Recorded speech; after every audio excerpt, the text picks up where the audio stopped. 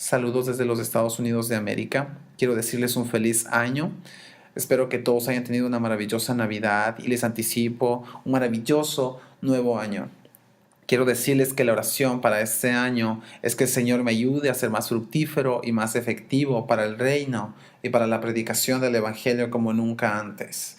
Y primeramente he pedido al Señor que me use a mí en una buena manera y también a ti en una mejor manera aún para impactar la ciudad de Quito en una manera que jamás la ciudad ha sido impactada por el Evangelio de Cristo Jesús. Esa es la intención, el propósito, al enviarles este video, este corto entrenamiento para ti. Y tengo que decirte que es mi deseo y oración que en los siguientes meses Dios abra una puerta y haga un camino para que no solo comunicarme con ustedes online mediante videos, sino también que yo pueda estar de vuelta en Quito para trabajar mano a mano, cara a cara. Esa es mi oración. Y les pido que estén orando por eso al respecto, que estén orando por mí en cuanto a ese tema. Estoy ansioso porque llegue el día de poder estar juntos en Quito y trabajar juntos para que el Evangelio avance. Mientras, quiero compartir unos pensamientos contigo referente al discipulado, el cual en oración será beneficioso y ventajoso para ti. Confío que tú puedas ver en la palabra de Dios y estudiar conmigo lo referente a la palabra discipulado, qué es lo que la palabra de Dios dice acerca del discipulado. Una vez más, si tienen conversaciones, problemas, que quieran tratar, dudas, siéntanse libres de escribirme.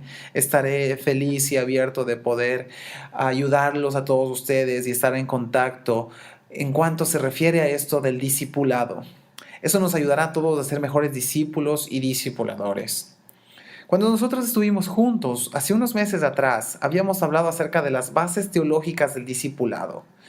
Vimos la gran narrativa de Dios, cómo la Biblia es realmente la historia de Dios. Génesis capítulo 1 y 2 habla de la historia de la creación. Capítulo 3 y 4, en realidad desde el capítulo 3 hasta el capítulo 11 en Génesis, habla del problema del pecado y cómo el hombre ha caído y cómo el pecado lo separa de la presencia misma de Dios. En el inicio del capítulo 12 realmente es donde está abarcada la Biblia entera. Lo que tenemos es el registro de Dios, de su respuesta, provisión y contestación para el problema del pecado. Cuando realmente vemos el cuadro completo de la Biblia y la entera historia de Dios, cómo Dios redimió y reconcilió a través de la muerte de su Hijo a aquellos de nosotros que habíamos estado alejados de Dios por el pecado.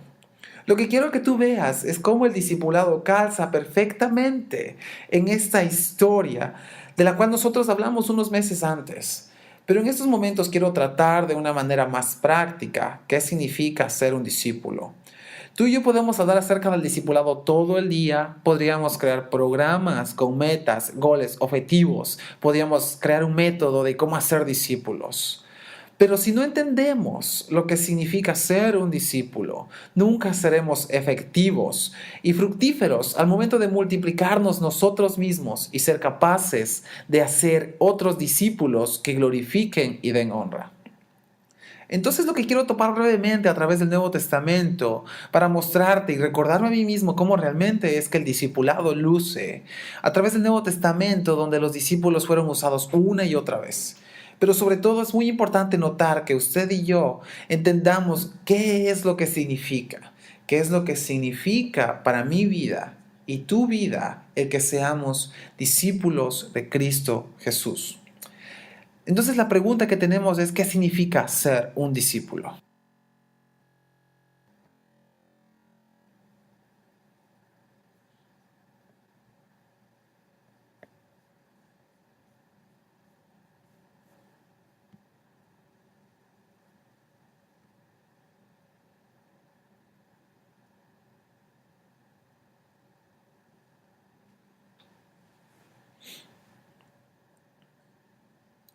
Marcos capítulo 8, versículo 35 en adelante, Jesús está hablando a sus discípulos y les dice, si alguno quiere venir en pos de mí, niéguese a sí mismo, tome su cruz y sígame, porque el que quiera salvar su vida la perderá, pero el que la pierda por causa de mí y del evangelio la salvará.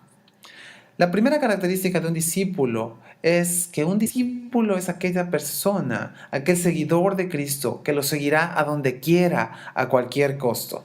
Vamos a decirlo nuevamente, un seguidor de Jesús es un discípulo. Un discípulo, el cual sigue a Jesús sin importar dónde, sin importar el costo. Entonces, cuando miramos las vidas de los discípulos en el Nuevo Testamento, los primeros discípulos, nosotros vemos esas características, que ellos fueron hombres que dejaron sus familias, fueron aquellos que dejaron sus vidas y sus hogares. Sus vidas enteras fueron puestas de cabeza por su disposición a seguir a Cristo Jesús. Entonces, lo que tengo que preocuparme, preguntarme a mí mismo, es si mi vida se caracteriza por negarme a mí mismo, por causa de Jesús. Es muy importante entender que Jesús dice que cuando un discípulo toma su cruz y lo sigue, Él no está solamente diciendo que debemos vivir una vida de penumbra y negación, escudados por la causa de negarnos a nosotros mismos. Sería muy fácil para nosotros decir que si queremos ser discípulos de Jesús, tenemos que negarnos a nosotros mismos de los placeres y deleites de la vida. Ciertamente eso no es lo que Jesús está diciendo en este pasaje. Lo que Jesús está diciendo es que tú y yo debemos estar dispuestos a negar cualquier cosa que deba ser sacrificada en orden de seguir a Jesús. No es suficiente el negar estrictamente nosotros a los placeres y al confort. Eso no nos hace más espirituales de aquellos que tienen los conforts y todos los placeres del mundo. Lo que Cristo está diciendo es que tú debes identificarte conmigo, que como creyente tenemos un nuevo maestro, tenemos un nuevo gobernante en nuestras vidas. La Biblia claramente enseña que nosotros estamos llamados y bajo mandato a identificarnos con Cristo en sus sufrimientos y en su muerte. Nosotros encontramos esto a través de las Escrituras en Primera de Pedro, capítulo 4. El versículo 12 dice: Amados, no os sorprendáis del fuego de prueba que en medio de vosotros ha venido para probaros, como si alguna cosa extraña os estuviera aconteciendo. Antes bien, en la medida en que compartís los padecimientos de Cristo, regocijaos. Voy a darles otras referencias. Primera de Pedro, capítulo 2, verso 21. Filipenses, capítulo 3, versículos 7 hasta el 11. Romanos 6. Porque si hemos sido unidos a Él en la semejanza de su muerte, ciertamente seremos también en la semejanza de su resurrección. Entonces, a través del Nuevo Testamento, en muchísimos pasajes que yo puedo darte si tuviéramos más tiempo, tal vez se los dé después. Hay muchos pasajes a través del Nuevo Testamento que nos recuerdan identificarnos en la manera más íntima que tenemos un gobernante y amor en nuestra vida.